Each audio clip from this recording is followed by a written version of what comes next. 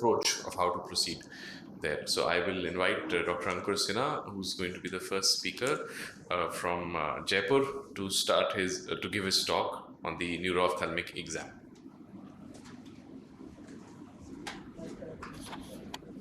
For giving this opportunity. So I'll be talking in brief about the basics of neuroophthalmic examination. So the neuroophthalmic history or the symptom starts usually, the examination starts with the history. Then we have the ocular examination in terms of the visual acuity, confrontation, visual fields, pupils, and the fundus examination, the systemic examination, and then the investigations, which could be systemic or ocular. So the history usually is sometimes dramatic, and the onset of vision loss is an important symptom for neuroophthalmic disorders. If it is hyperacute or acute, it may point towards a vascular or traumatic injury. Or if it's an acute and subacute, it may point towards an inflammatory or elevated intraocular pressure. If it is chronic progressive, it is usually a space-occupying lesion or a chronic degenerative disorder. Now, history taking usually starts with the duration, which is whether it is recent or long-standing, the symptoms, whether they are improving or worsening, associated complaints of headache, nausea, vomiting, seizures, systemic history in terms of focal neurological symptoms and other comorbid illnesses, family history of neuropathies, autoimmune conditions, and treatment history of medications and previous investigations. So visual acuity is a very important baseline parameter. Even if the patient has lost vision, we can ask the patient how the vision was at the time of presentation, so we can know what is happening actually. And the normal Snellen's chart or any other vision chart is good enough to assess the visual acuity, but we should give patients some time because neuroophthalmic patients can take some time to respond while we are assessing their vision. Check their best corrected visual acuity with pinhole, and also check their near acuity because certain disorders can have the near vision impaired. Visual fields are very important. At the bedside, we can do confrontation visual fields, which can point towards pituitary tumors, ischemic neuropathies, and papillary edema. I think we'll have a separate lecture on visual fields, so I'll not go into detail. Also, it's a method of making the patient realize what he's losing, even if the vision is fine. Pupils are an important part, so assess the pupillary size, reaction to light, the near response, the pupillary dilatation, test the RAPD. These are all important part of pupillary examination. So measurement of pupil can be done even with a simple scale or a pupillary gazes. Sometimes for research purposes, you can use handheld pupillary cameras or infrared pupillometry. I'd measure the diameter in darkness, light, and also for the near. A difference between more than 0.4 millimeters will point towards anisocoria. Check for the reaction of light. For this, you have to dim the surroundings, ask the patient for a distance fixation. Do not attempt or ask the patient to close or look for near because this can cause constriction. Check for pupillary escape, that is after constriction the pupil dilates. Sometimes this is pointing towards an optic nerve or retinal disorder. Check the latency and speed of constriction, and consensual light reflex has to be checked in all cases. So also check for the near triad. Again for this, dim the light and give an accommodative target. Pupillary dilatation, check for the pupillary reflex dilatation to pain or a sudden sound. A dilatation lag can point towards a Horner syndrome, and sometimes it can be normal also.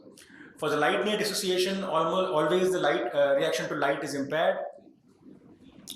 Now RAPD can be checked with Marcus gun or the gun phenomenon, where we can cover normal versus the abnormal eye, or you can also use a swinging flashlight test, which can where we shine the light into the eye alternatively in the right and the left. We can use the neutral density filters, which can aggregate the RAPD and quantify the RAPD.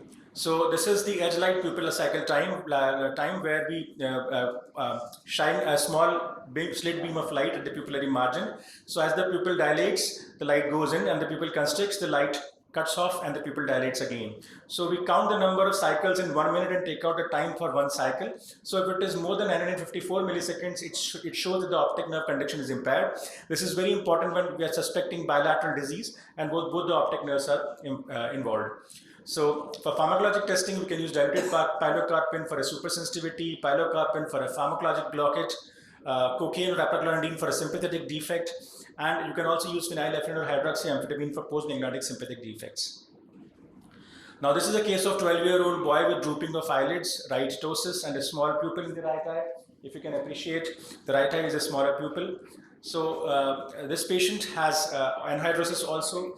So this was the MRI thorax which was done, and the patient has a large paraspinal mass.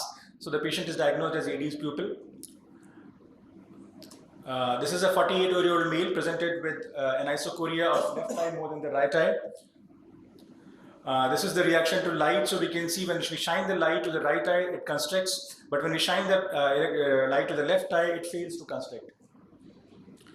We check the consensual light reflex. So when we shine the brighter light on the left eye, the right eye constricts. And similarly, when we shine the brighter light on the left eye, but the right eye doesn't constrict.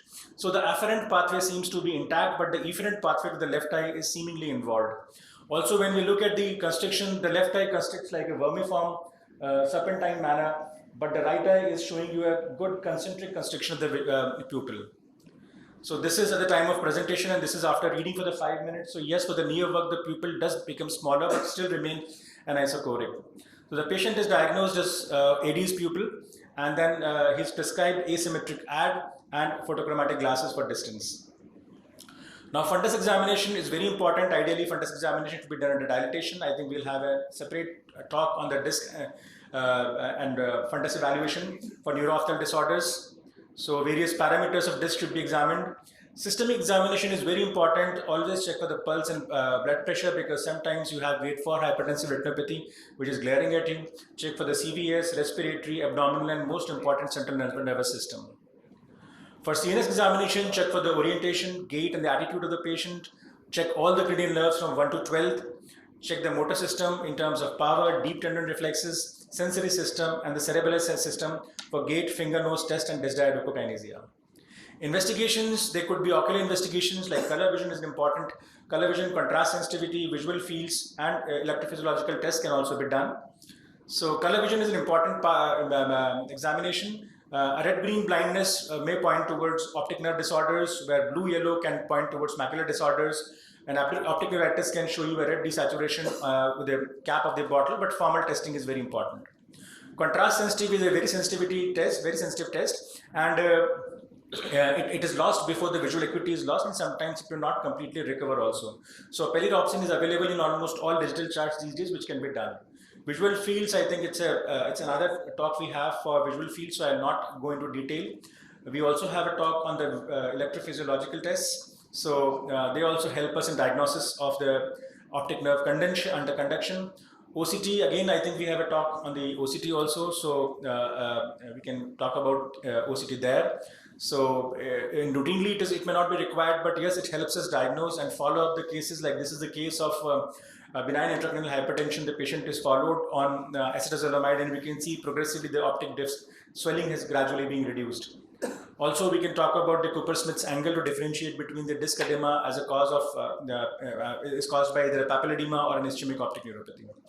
Now there is a battery of investigations. We have to kind of tailor these investigations depending upon the signs and symptoms, and also get the Montague's test, at least in the Indian scenario. Radiologic investigation is a very important part, especially the MRIs for various kinds of neuroophthalmic disorders. So a methodical exam and workup is a must to arrive at a good diagnosis. Thank you.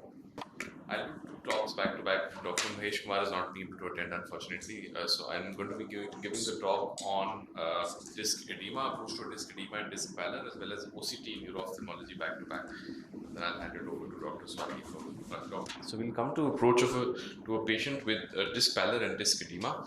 This has already been discussed that you need to know the history. How did the vision loss happen? How quickly did it happen? Are there any associations, any headaches, any ocular motility deficits, any other neurological deficits? So this history becomes important. Examination, Dr. Ankur has already discussed, but specifics here again, you need to look at the ocular movements, the pupil reflex, because these are very important. Of course, in fundus, you need to be able to describe the disc, what does it look like, and we'll come to a few pictures of the disc there. And then we need to look at contrast sensitivity, and these have already been briefly touched upon. So now a pale disc can be 2 forms of pallor. One, it could be a pale disc with well-defined margins, a yellow-white color, a clear, clean-looking disc. That is a primary optic atrophy. The other form of disc pallor that you could get is where you're having blurred margins, feathery margins, the cup is obscured, the vessels are tortuous. That's a secondary optic optic atrophy, and this is happening post an edema in the disc. Now, the disc edema itself could be of different varieties. It could be slightly blurred margins, feathery margins with hyperemic disc, something that we see in papillitis. It could be edema with pallor in it, or a pallid disc edema in a sectoral, as you can see in the second picture. This is typically seen in ischemic optic neuropathies, and and it could be frank disc edema with peripapillary hemorrhages, obscured cups, a huge swollen looking disc that we typically see in disc edemas or papillodemas, as we say. So now in terms of investigations for that, we have to be looking at the visual fields. You can have different forms of visual field defects in disc pallors and disc edema cases. The OCT, which can again guide you whether there's any thinning, and we'll discuss that in the subsequent talk after this. The VER, visually evoked response, and this will be discussed in the slide on electrophysiology, as well as the neuroimaging will be discussed a little later. The cause of disc edema or disc pallor could be one of all of these conditions, as it is for a lot of our medical conditions. So you need to be able to classify this in certain buckets, and we'll come to a few cases to do just that. So if you look at this first case here, you can see that there is the left eye which is showing a disc pallor, the right, and there's the low vision in that eye. In the right eye, it seems to be doing quite normal in this case, and this was after a case of trauma. So here you can see that there is an injury, there's a fracture of the optic canal, and that's led to a traumatic optic neuropathy. So this is a case of a primary optic atrophy, a clean looking yellow pale disc that is there. Let's come to this. The second case, which is a case of bilateral disc pallor, again a primary optic atrophy, clean looking distinct disc margins, vision loss in both the eyes. When you look at the, so the diagnosis could be one of many, from from optic neuritis to compressive neuropathies, toxic optic neuropathies. The fields here are giving us a hint that there is a bitemporal hemianopia, and we see that there's a large pituitary lesion. So again, a primary optic atrophy there. Another case here of what is a primary optic atrophy, bilateral temporal disc pallor. So the entire disc is not pale here. This could be hereditary neuropathies, this could be LHO, and this could be toxic neuropathies, because we can see central scotomas on the visual fields, and these will also be discussed with you subsequently in that. This is a case where you're looking at a disc edema. They're looking at a disc pallor. Again, this is now a white, dirty looking pale disc, typically expected to have happened after either some form of compression or edema in the disc there, with the other disc looking quite normal. And so again, how you need to approach is you need to be able to image and see what is causing this to happen. And here we can see that there was a mass in the back meningioma which was compressing on the optic nerve and leading to this kind of disc edema, which was somewhat mixed between a primary and a secondary. So it wasn't a frank edema there, but there were some blurred margins that had happened.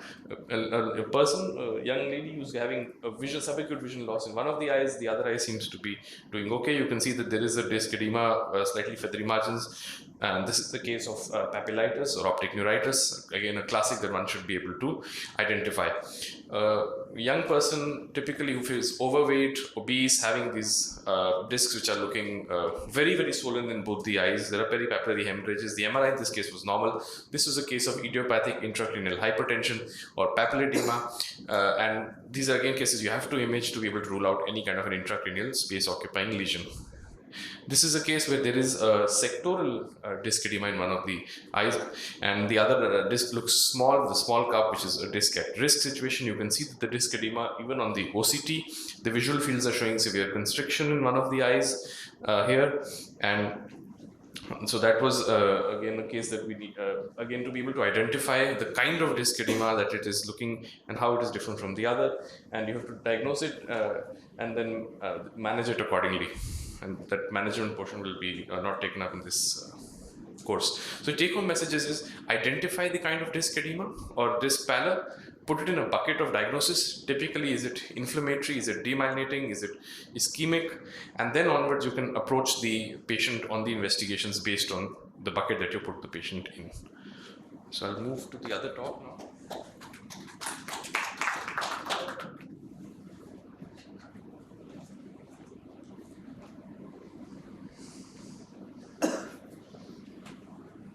Alright, so now we're coming to how we can use the OCT in cases of neuro-ophthalmology. And so the role of the OCT essentially, it's a supplemental tool, right? And it's a significant role that has developed over time. Now for about 15 years or so, we've been using the OCT in neuro-ophthalmology. It of course began initially as a tool for the retina, went on for glaucoma, and then it is now being used in neuro-ophthalmology in major ways, essentially for the diagnosis and the treatment and the prognosis point of view. So if we look at the different types of scans that we can do for the optic nerve, you've got the basic optic disc cube scan, You've got the raster. So this is like the 5-line or the single line raster that we do for the macula. You can actually look at the optic nerve through this. Then you have your RNFL scan, which is going to tell you about the retinal nerve fiber layer, and you can use the ganglion cell layer or GCL scan from the macula, which again can guide you on certain neuroophthalmic conditions or even neurological conditions. And we'll come to a couple of those as we go along. So this is the GCL IPL scan. So let's look at it. What is the diagnostic use of the OCT in neuro-ophthalmology? So this is again a supplemental use. So remember, the OCT is not going to be a primary tool to diagnose. It's a tool that's going to help you supplement your clinical diagnosis. And here it's basically going to help you, let's say, differentiate pseudopapilledema from papilledema, to look for papillitis, to look for neuroretinitis, and to look for these. So these are the kind of conditions where the OCT will show some specific changes, and we'll look at a few cases as we go along. As far as the therapy is concerned, the OCT can also be used to look at monitor therapy in situations like idiopathic intracranial hypertension. It can guide you to see how the disc edema is resolving as you're giving medical or surgical treatment for that. In pituitary adenomas, it can help you prognosticate as well as give an idea of what kind of vision loss that the patient would have as the patient goes along. In Leber's hereditary optic neuropathy as well, you can look at follow up the patient over time, and it can guide you in terms of in terms of the outcomes of the prognosis that the patient is going to be having at that space. In neurology, also neurologists have been using OCT as well now for some of their conditions to help prognosticate or to help understand how they're doing. In multiple sclerosis, they've seen that if there is an MS associated with an optic neuritis, there would initially be a thickening of the retinal nerve fiber layer, and then it will lead to a thinning of the RNFL and the GCL. If there is MS without optic neuritis, typically there will be a thinning of the retinal nerve fiber layer as we go along.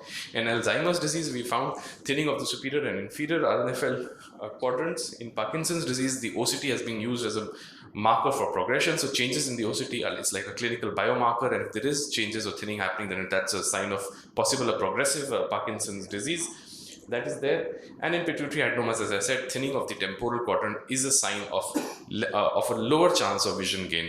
And I think some values of 70, and based on different machines are there. If it's below 70 microns or so, it tends to be a more poorer prognosis for vision. So let's look at a few basic things. This I think Dr. Ankur has briefly touched upon. A few pearls where you can use the OCT. So there's the Cooper-Smith angle. If you want to differentiate disc edema from other forms of swollen discs, like let's say optic neuritis or papillitis, you can look at this RPE. RPE angle that comes here. Now the RPE basement membrane would actually be deflected inwards in these cases, as in terms of cases of NAION or optic neuritis that you can see below, or pseudopapilledema that you can see below. So that's one place that this can actually help you out in.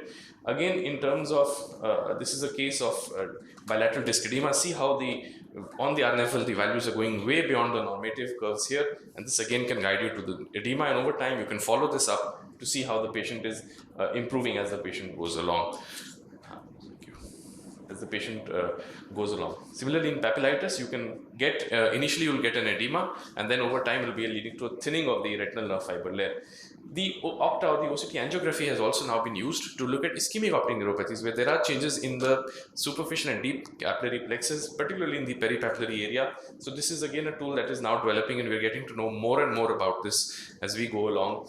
But there are changes that are seen early on this, and that can actually predict also to some extent whether there's going to be an ischemic neuropathy even in the fellow eye, as well as the changes that have been seen in the eye which is affected, primarily being affected. So here let's look at this case of a middle-aged, slightly over middle-aged gentleman who's having some vision disturbance. There is no headache in this case at all, and you could see that there was the discs were showing a little bit of a swollen disc in one of the eyes compared to the other eyes. Otherwise, the rest of the fundus seemed to be reasonably unremarkable. Now, when you look here, you can see that there is a slight constricted field. You can see that there is some calcification. There's an edema on the disc that is appearing here. There were some drusens. So this is a case of an optic disc drusen. Again, the OCT here is helping us, one, see the thinning, but also on the raster above to look at it from a drusen point of view. There are situations where the OCT can help you differentiate glaucomatous from non-glaucomatous optic neuropathy. So certain things such as a severe thinning in one of the eyes, thinning in the superior and inferior quadrants are signs of non-glaucomatous kind of an optic neuropathy. And also the changes in terms of glaucoma tend to happen in the superior inferior as compared to the nasal temporal. The nasal is in fact more resistant. In terms of edema, a slight edema on the nasal side is what you will see in early papillary edema, or certain changes on the nasal aspect. Glaucoma, that gets affected very, very late. So let's look at another case here, which is where the okay, I think we can skip this in terms of time. All right, so now let's look at a few cases where the OCT can work, can help us prognosticate or follow up a patient. So this is a patient, a young male who's been diagnosed now with autosomal dominant optic atrophy. You can see there are disc pallors in both the eyes. Now at this young age, you'll not get normative data in the OCT, so you'll just have absolute values that if the patient is cooperative, do take more than one scan. You can follow them up over time to see how the thinning is happening, as you can see between the first scan and the second scan. But since you don't have normative data, it's better to do it on the same machine and follow up the patients on the absolute values that are coming. Of course, the child has to be cooperative, so that doing it below 5 years does become a challenge, but it is something that you can do. Now let's look at some pitfalls or some places where the OCT may fail. So particularly cases like myopia, severe myopia. Here you'll see that the RNFL is showing a thinning.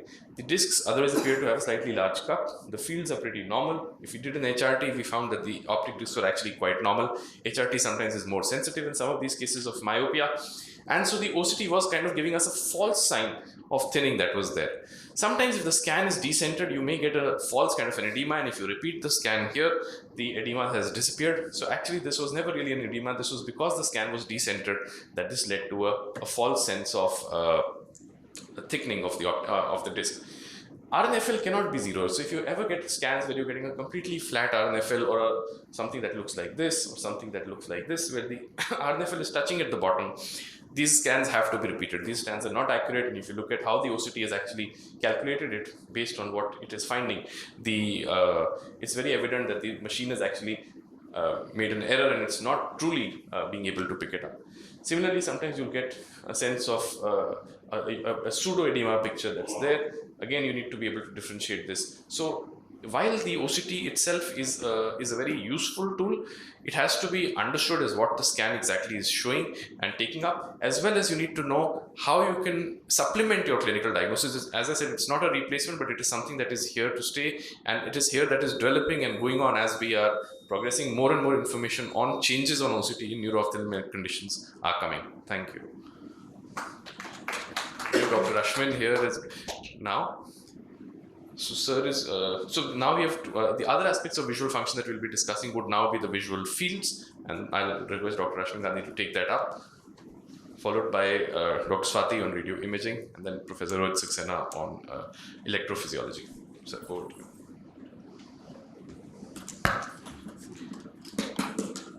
Vijay, it's always a pleasure to be part of this very nicely crafted course, and thank you for involving me in this. For the next 8 minutes, we are going to talk about visual fields as a GPS. So as we are getting loaded, let's look at some of the questions that you'll ask yourself when you're looking at the visual fields. The first question you ask is the visual field defect unilateral or bilateral? So that's the first thing. Now, when you have seen that it's unilateral versus bilateral, you look at the pattern and say whether it is predominantly horizontal defect. Is the defect denser horizontally or vertically? Then the third question is it, and these are all for neuro-ophthalmic point of view. When you're looking at the visual fields from glaucoma, obviously you're looking at much more detail, while in neuro-ophthalmology we are more interested in the pattern. The third question is it temporal or nasal? Because that will make your GPS, your localizing sign much more convenient. And heteronymous versus homonymous. What is the difference between heteronymous and homonymous? Heteronymous is where one side of the field, so that means if it's a left head, homonymous is left homonymous, meaning left temporal, right nasal. Similarly, right homonymous is right temporal, left nasal. Heteronymous is either both temporal or both nasal is getting affected. So these are the questions you ask yourself to localize the lesion. So let's now work on it and see some of the examples based on this algorithm. So to think, one eye, both eyes, predominantly horizontal or vertical? Vertical. Is it nasal or temporal? Yes, it is temporal because you are not able to see the blind spot. The blind spot is generally temporal. If blind spot gets covered by the visual field defect, you know that it's a temporal defect. So this is a bitemporal hemianopia. This is a textbook picture of bitemporal hemianopia where the localizing this lesion would be in the optic chiasm. And this patient, the example that I showed you, a patient had a pituitary problem. Now this is what happens in real life. A textbook kind of visual field is very rare for you to see, and this is what you will find here. So how would you now dissect it? Unilateral, bilateral? Yes, it is bilateral. Is there any predilection, temporal versus nasal, horizontal versus vertical? You find in the left eye, this is the left eye because you have blind spot here, and here you see that it is predominantly, you can say, supratemporal defect, which is respecting a vertical midline. So that's what you found from the left eye defect. What you find here in the right eye is there is a complete wipeout of the visual field. So this is what would happen in somebody who has an optic nerve disease. The optic nerve disease would generally be unilateral, and the visual field defects that you will find in optic nerve disease can vary from arcuate scotoma, which is a glaucomatous optic neuropathy generally, versus an altitudinal defect, central scotoma, central secocentral scotoma, or generalized reduction of sensitivity, or a wipeout field like this. So what you have here is an optic nerve kind of disease of the right side and a supratemporal visual field defect of the left side. This is an example of a junctional scotoma where you have an optic nerve where there is a compression of the optic chiasm, and the compression is moving towards a particular optic nerve. Here in this case, towards a right optic nerve. So there is a right optic nerve disease because the right optic nerve is compressed more, and then the part of fibers which serve as supratemporal visual field defect is also getting compressed. And this is an example of junctional scotoma, and you localize it to optic chiasm once again.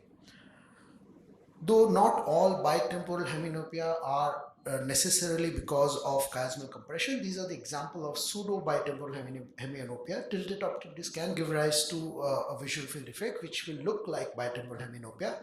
Toxic or nutritional optic neuropathy, especially ethambutol optic neuropathy, a subacute ethambutol optic neuropathy can present with bitemporal hemianopia or a field defect which looks like a bitemporal hemianopia, enlarged blind spot, or retinitis pigmentosa. So if I say that the other eye visual field was normal, so unilateral versus bilateral, this is a unilateral visual field defect. Now, is it respecting, or is it predominantly horizontal or vertical? You can see that it is predominantly horizontal. And then if you correlate with what's happening in the optic nerve, you know that this is an altitudinal visual field defect, where you can see that there is a superior pallor of the optic disc, which is corresponding to this visual field defect that you find here. And then there is a luxury perfusion or hyperemia of the inferior side. This is an example of anterior ischemic optic neuropathy. Dikshay, you just let me know when the time is done. Oh, I can see it here, yeah. Again, you have to remember that visual field defect, you can generally unilateral visual field defect, you localize it to optic nerve, but there are retinal problems, which if it's severe enough, if there is a full thickness retinal problem which is affecting both outer and inner retina, you can have a visual field defect which will resemble as if it is an optic nerve visual field defect. And this is an example of retinal edema causing a visual field defect. So again, bilateral visual field defect, which is mainly respecting a vertical midline, it is inferior. And now this is an example of an homonymous defect, a temporal side of the left side and a nasal half of the right side, not half but a quadrant. So this is homonymous quadrantenopia, inferior quadrantenopia. Any idea where you localize the lesion? This is what is described as pie in the floor. So this is a pie in the floor, homonymous quadrantenopia. You will localize it to a contralateral parietal lobe. That's what the patient had. This is conversely pie in the sky, where there is a quadrantenopia, a visual field defect which is respecting a vertical midline, and it is mainly a quadrant. It is a homonymous defect, and this would be seen in a temporal defect. So pie in the sky, contralateral temporal lobe, pie in the floor, contralateral parietal lobe. Any idea what this patient has? There are no striking pattern in the visual field. But if you see here, both the blind spots are a little bigger than they should be. Right? This is an example of enlarged blind spot, which is a visual field defect which you will see in papilledema, especially in an acute and subacute stage. Papilledema, when it progresses, if it's not treated, will give rise to a visual field defect which resembles advanced glaucoma, which will be a tubular field.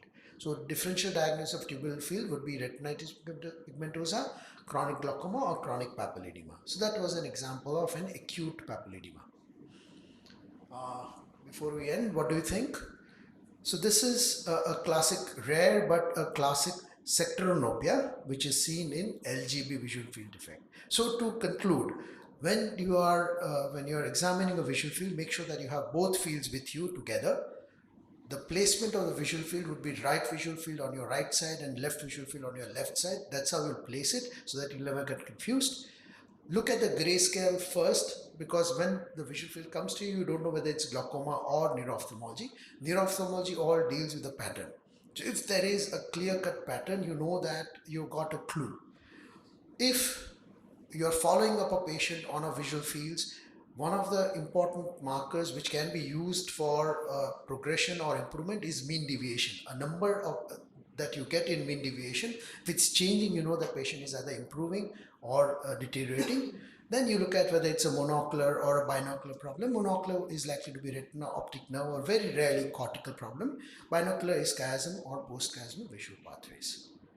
This is a picture which is often shown, and you know that each region gives rise to a different kind of visual field defect. So visual field is an important tool and still, according to me, a gold standard to diagnose and follow up these patients. Thank you very much.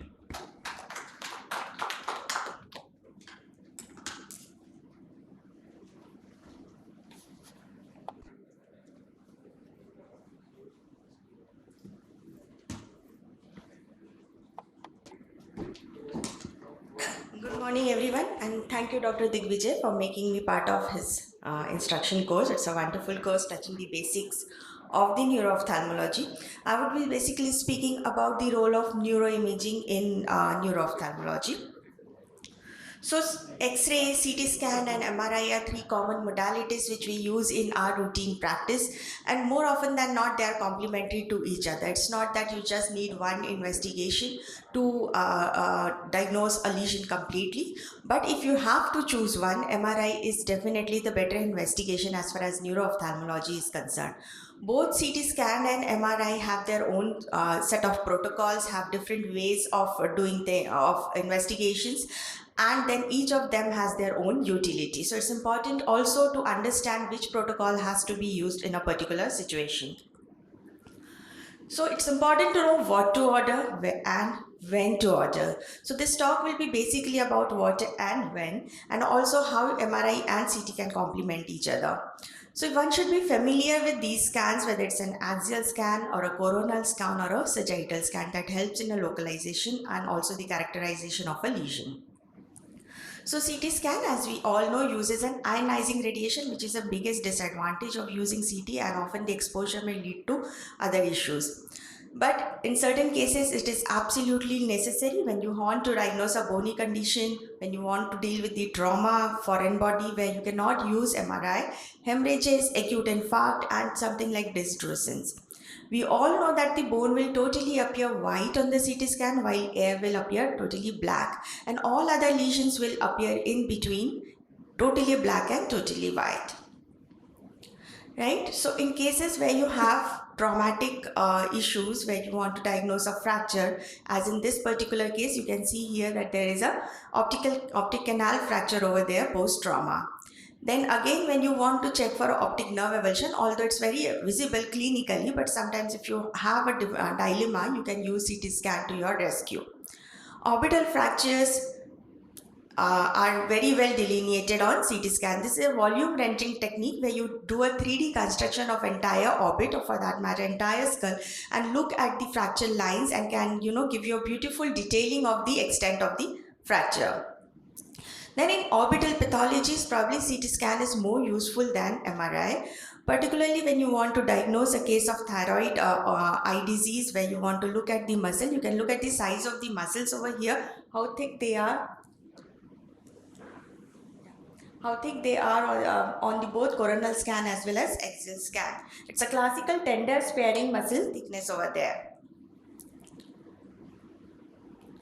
And this was another an interesting case where a young boy presented with nothing but just the disc pallor, and history was not contributing. We first did MRI and it was absolutely normal. So going back, we did our CT scan, and this is what we found, that the bones were very thickened, the table was thick, and there was compression of optic canal due to the thickening of the bone, which was compressing the optic nerve, and that was the cause of vision loss as well as disc pallor. So sometimes, even if it's a case of disc pallor, you want to do MRI, and if your MRI does not yield anything, probably doing a CT scan may be a good idea. But yes, you may have to have a clinical clue or some clue on MRI. You cannot do both the investigations at the time. So similarly, CT scan may be useful in acute infarct, in suprasellar mass. So sometimes if it's a confusion between, adenoma, meningiomas, gliomas, so presence of calcification on CT scan will give a clue, because meningiomas usually have calcification. So sometimes they can be complementary to each other. Then it can be useful in delineating cavernous sinus thrombosis and other such lesions. But as I said earlier also, MRI definitely is a preferred modality as far as neuro-ophthalmology is concerned, and it is because of its great ability to delineate the soft tissues lesion. It has also an advantage of no radiation exposure. And you should be familiar with this kind of different protocols of MRI. So first one is a T1, which gives you an anatomical detail where the fat is bright and the water is dark. The second one is T2, which gives you, which helps you in delineating a lesion, and where the fat is dark and the water is bright. So this is how you differentiate between the two scans. And the third scan is about contrast enhanced MRI, where there is a break of blood-brain barrier, and lesions like tumor, inflammation are more radially visible on MRI. For MRI, you have other protocols which are very specific to certain lesions, like FLAIR protocol is very commonly used, or is a protocol of choice as far as demyelination is concerned. When you want to use it for ischemic condition, DWI and ADC map is what you need. Fat suppressed lesion is again very useful for optic nerve pathologies. So here this is first picture that shows the T2 weighted and FLAIR. FLAIR is when the fluid is attenuated. So CSF here will appear dark as compared to T2, where CSF will appear bright. And the next one is a contrast. This is just showing the periventricular lesion on the FLAIR. This is a DWI ADC map, which is useful whenever there is ischemia. So coming to certain clinical conditions, you have a case of optic neuritis where you want to order MRI, but just writing an MRI may not be useful. You will have to write what protocol you want. So you will have to have an enhanced MRI, a contrast enhanced MRI along with FLAIR and fat suppression to delineate the optic nerve pathology as well as the demyelination plaques. Then for atypical MRIs, atypical optic neuritis, you have to MRI can help us in differentiating whether it's an atypical optic neuritis or a typical optic neuritis. So atypical optic neuritis classically have a long segment optic neuritis as compared to MS-related optic neuritis, where you have a focal demyelinating lesion. Similarly, the atypical optic neuritis, the MRI spine also is required, where you have long segment involvement of spine.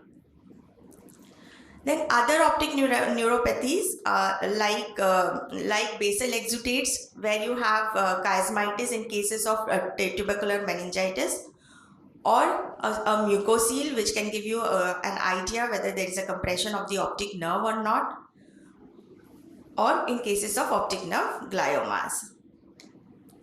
MRI fields, as Dr. Ashwin pointed out, is our GPS. It gives us a track where and how to localize a lesion. So if field can guide us, we can localize the lesion on MRI. So here you can see that there is a bitemporal hemianopia which was localized to a suprasellar lesion.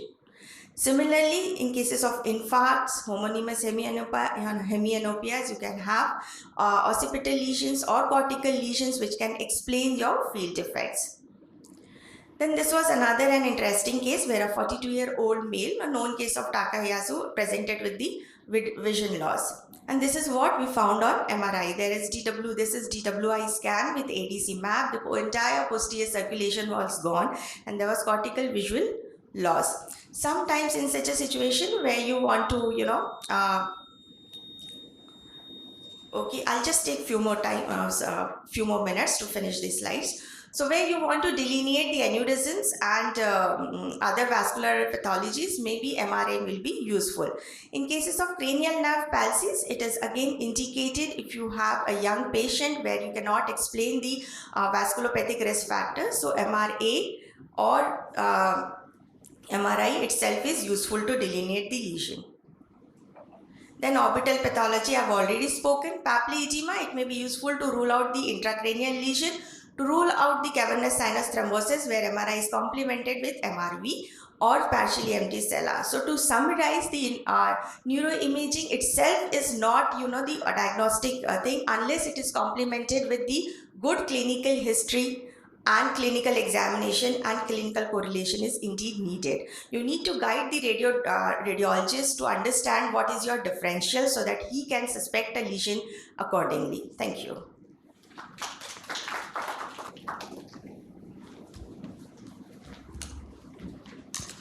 Thank you, Dr. Swati. These wonderful pictures and presentations. I now invite Professor Rohit Saxena, sir, from RP Center to speak on electrophysiology in neuro-ophthalmoscopy. Again, I think probably one of the most important places where electrophysiology is required. Thank you, Digvijay, for the opportunity to be a part of this course. While the slides are being loaded, it's very nice and heartening to see so many people bright and early in the morning for a neuro-ophthalmology course. Just shows that the gray is still active and kicking. Electrophysiology, the role of electrophysiology has changed over time, and earlier, while we were far more,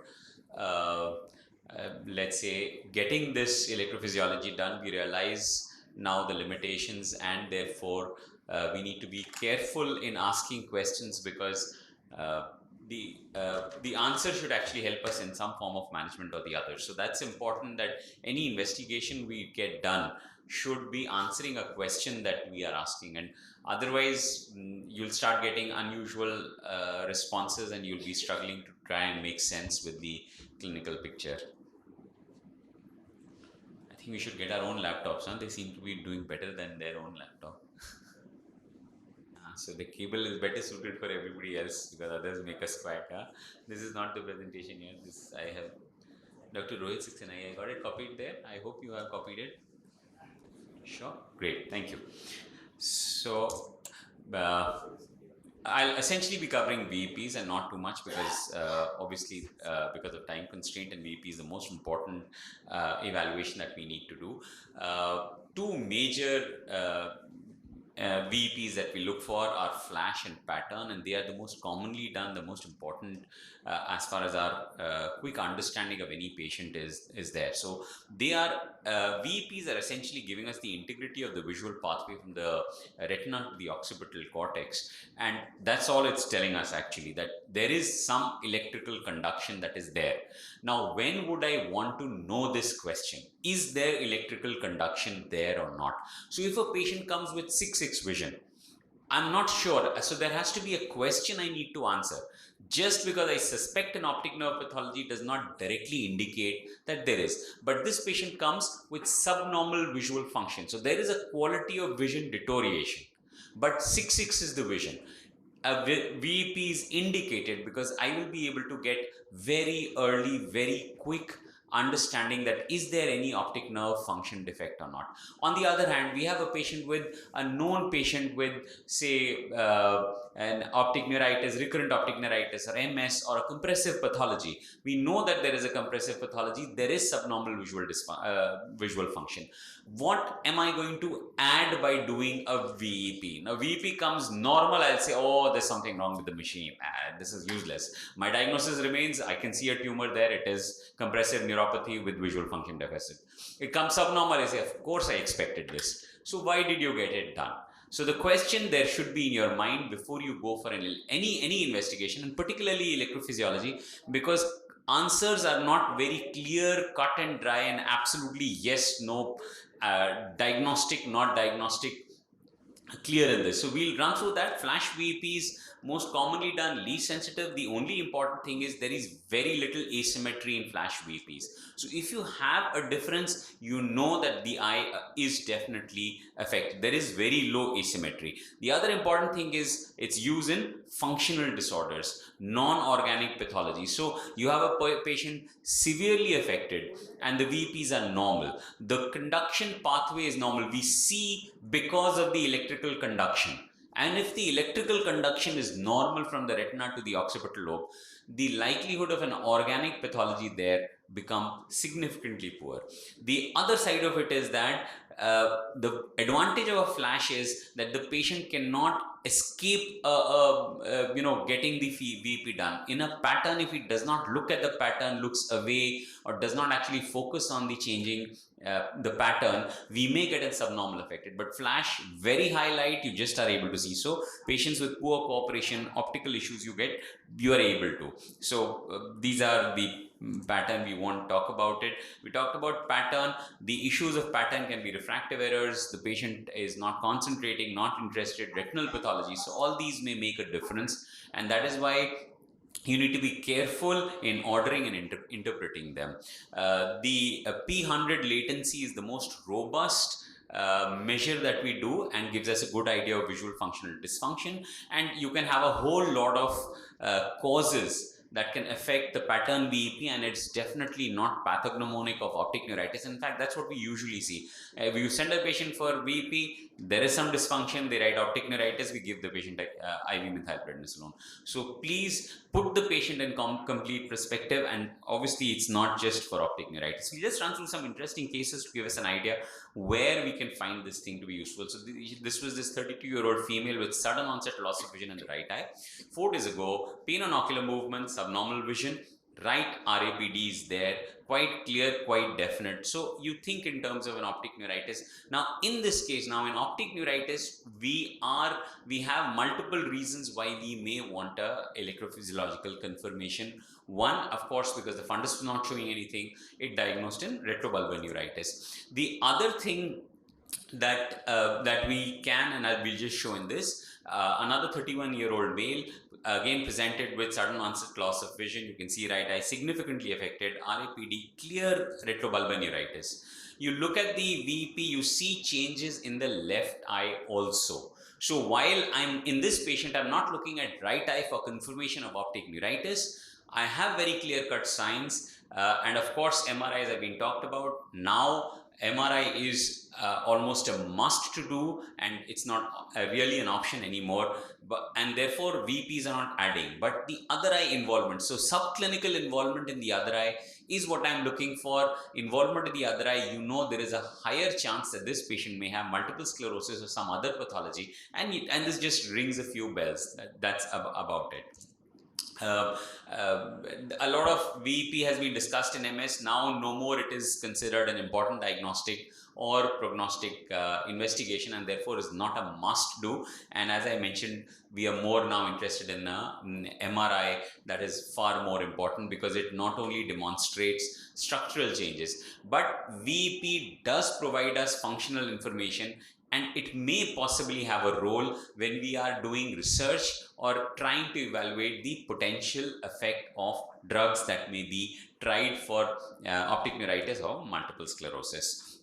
So this was just where we mentioned. So again, another interesting case, this gentleman came with sudden onset loss of vision in the left eye, and he had a history of trauma in the right eye. Now, I mean, you associate head injuries with road traffic accidents with a little bit of spirits involved in the picture, and we thought maybe this guy is malingering and he forgot which side he had the trauma. So he presented with trauma to the right forehead and left eye, loss of vision. Is there traumatic optic neuropathy? Of course, you can see you can see the trauma onto the right side. You can just see all this here, but the loss of vision was in the left eye. Of course, there was an RAPD, so it did confirm that there is optic nerve injury in the left eye. But you can see the VEP. You can see that the left eye was absolutely flat responses and the right eye showed an absolutely normal. So why that happened? Of course, the CT told us the trauma line, the fracture line from the right forehead went right to the other side optic nerve, and a freak kind of accident. But again, it just helps us to confirm what we are suspecting. So we need to have a clear question when we are investigating. This was a 30-year-old lady, progressive loss of vision, significant visual deficit. You could see atrophic papilledema, both eyes. She had very poor visual functions. The question was, do we actually go in? Is there anything she's going to gain from this surgery? Again, you could see a hint of waveforms. There was some conduction there. There were some nerve fibers that were still existing. So we did optic nerve sheath fenestration on one side, and you could see recovery of vision and the VEP. So it may help us and guide us to understand and evaluate how much potential vision is there. This 24-year-old male was receiving ATT, presented with significant visual loss. Now, is there ethambutol toxicity? You can see flash VEP, some delay in flash, but otherwise the waveforms look pretty good. You see the pattern significantly affected. When in doubt, when you're not sure, often the patients are not telling us clearly about ethambutol. When you are in doubt, you may get done. And again, that's what it's going to show us. Conduction defects, are they matching? Is the visual function loss there true? And is it associated with conduction defects? And that's what you're looking. It's important because VEPs can help us to very early detect ethambutol toxicity. VEPs, along with contrast, are the most sensitive tests that has been repeatedly seen for picking up early ethambutol toxicity. Sometimes it can be a challenge. You want to stop, whether you want to stop the drug or not. The patient is a multi-drug resistant tuberculosis. Ethambutol is only theoretically the safest drug from a physician point of view. So again, whether we recommend them to stop or not, it's important to monitor them, and VEPs are very good. And finally, this 1-year-old child does not see, not able to see. Parents are worried, does my child see? So these are conditions where I may want to do. You can see absolutely flat VEPs. You know there is a possibility he had a difficult birth history. So you know there are damages that have occurred to the visual pathway. You can see that on VEPs. Although these are not prognosticating in any way. Although it is telling me today there is no conduction, but we know that over time myelination may progress, may develop, and some other neurons may take up the function, and the child may start seeing or may start developing a visual field. As I mentioned earlier, in hysteria, malingering, abnormal VEPs in patient, always remember, in a patient you are thinking is hysteria or is functional, an abnormal VEP is a red flag you would want to investigate. And of course, other than what the things we talked about, there are all optic nerve pathologies we've talked about. When you want to measure visual acuity, so pattern VEP in small children is giving us fairly robust ideas about the potential vision in a child. And of course, malingerings, visual potential in opaque media, and unexplained visual loss. Thank you very much for the opportunity.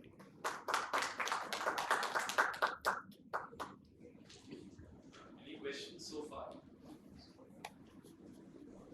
Anybody wants to ask any questions? Otherwise, we'll move on to the last 3-4 minutes of the session, where we want to show you a few cases, the neuro-ophthalmology rapid fire. Of course, we've just got about 2 minutes or so.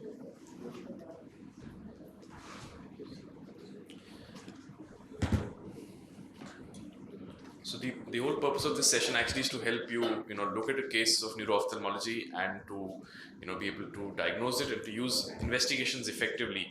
So I hope we're being able to, come across and, put that across to you. Yeah.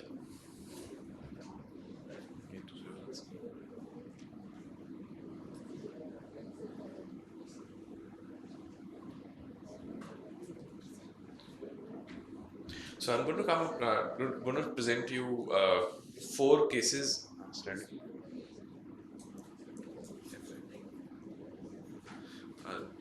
4 cases here, very quickly in the neuro-ophthalmology rapid fire of cases. The first,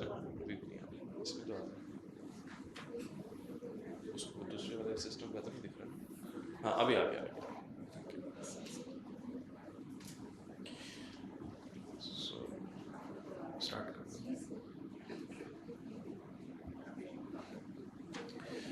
Right. So it's a rapid fire. We're just going to be going through this very quickly.